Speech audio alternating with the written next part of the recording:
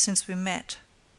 It is more than likely, too, that what I'm going to suggest won't suit you, for I know nothing of your plans, and if you're in town at all, you're probably just getting into harness again and can't get away.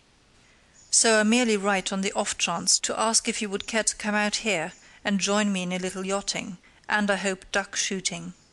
I know you're keen on shooting, and I sort of remember that you have done some yachting too, though I rather forget about that.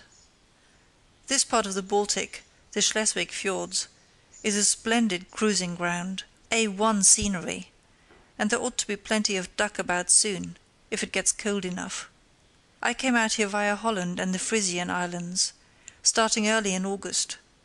My pals have had to leave me, and I'm badly in want of another, as I don't want to lay up yet for a bit. I needn't say how glad I should be if you could come. If you can, send me a wire to the P.O. here. Flushing and on by Hamburg will be your best route, I think.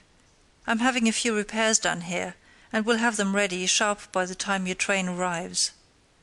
Bring your gun and a good lot of No. 4s, and would you mind calling at Lancaster's and asking for mine, and bringing it too? Bring some oilskins. Better get the 11-shilling sort, jacket and trousers, not the yachting brand, and if you paint, bring your gear. I know you speak German like a native, and that will be a great help. Forgive this hail of directions, but I've a sort of feeling that I'm in luck and that you'll come. Anyway, I hope you and the F.O. both flourish. Goodbye. Yours ever, Arthur H. Davis. Would you mind bringing me out a prismatic compass and a pound of Raven mixture? This letter marked an epoch for me, but I little suspected the fact as I crumpled it into my pocket and started languidly at the Voie Douloureuse, which I nightly followed to the club. In Pall Mall there was no dignified greetings to be exchanged now with well-groomed acquaintances.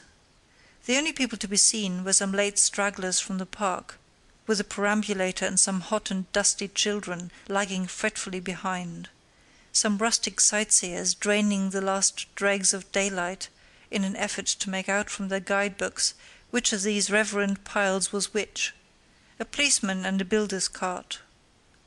Of course the club was a strange one, both of my own being closed for cleaning, a coincidence expressly planned by Providence for my inconvenience.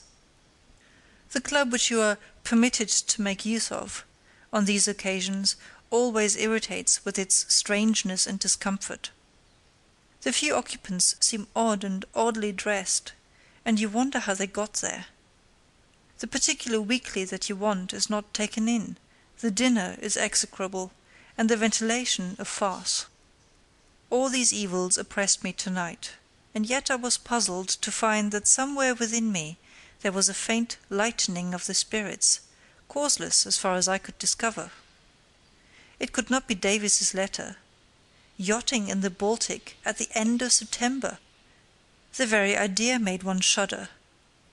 Cowes, with a pleasant party and hotels handy, was all very well. An August cruise on a steam yacht in French waters or the Highlands was all very well, but what kind of a yacht was this? It must be of a certain size to have got so far, but I thought I remembered enough of Davis's means to know that he had no money to waste on luxuries. That brought me to the man himself. I had known him at Oxford, not as one of my immediate set, but we were a sociable college, and I had seen a good deal of him, liking him for his physical energy, combined with a certain simplicity and modesty, though indeed he had nothing to be conceited about, liked him, in fact, in the way that at that receptive period one likes many men whom one never keeps up with later. We had both gone down in the same year, 3 years ago now. I had gone to France and Germany for 2 years to learn the languages. He had failed for the Indian Civil, and then had gone into a solicitor's office. I had only seen him since at rare intervals, though I admitted to myself that for his part he had clung loyally to what ties of friendship there were between us. But the truth was that we had drifted apart from the nature of things. I had passed brilliantly into my profession, and on the few occasions I had met him since I made my triumphant debut in society, I had found nothing left in common between us. He seemed to know none of my friends, he dressed indifferently, and I thought him dull. I had always connected him with boats and the sea, but never with yachting, in the sense that I understood it. In college days, he had nearly persuaded me into sharing a squalid week in some open boat he had picked up, and was going to sail among some dreary mud flats somewhere on the east coast. There was nothing else, and the funereal function at dinner drifted on.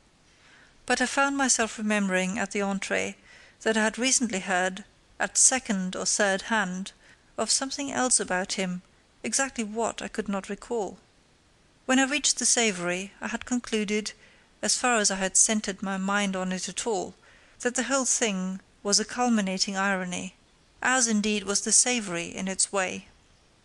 After the wreck of my pleasant plans and the fiasco of my martyrdom, to be asked as consolation to spend October freezing in the Baltic with an eccentric nonentity who bored me. Yet, as I smoked my cigar in the ghastly splendour of the empty smoking room, the subject came up again. Was there anything in it? There were certainly no alternatives at hand, and to bury myself in the Baltic at this unearthly time of year had at least a smack of tragic thoroughness about it. I pulled out the letter again, and ran down its impulsive staccato sentences, affecting to ignore what a gust of fresh air, high spirits, and good fellowship this flimsy bit of paper wafted into the jaded club-room. On reperusal, it was full of evil presage. A1 scenery. But what of equinoctial storms and October fogs? Every sane yachtsman was paying off his crew now. There ought to be duck. Vague, very vague. If it gets cold enough. Cold and yachting seemed to be a gratuitously monstrous union.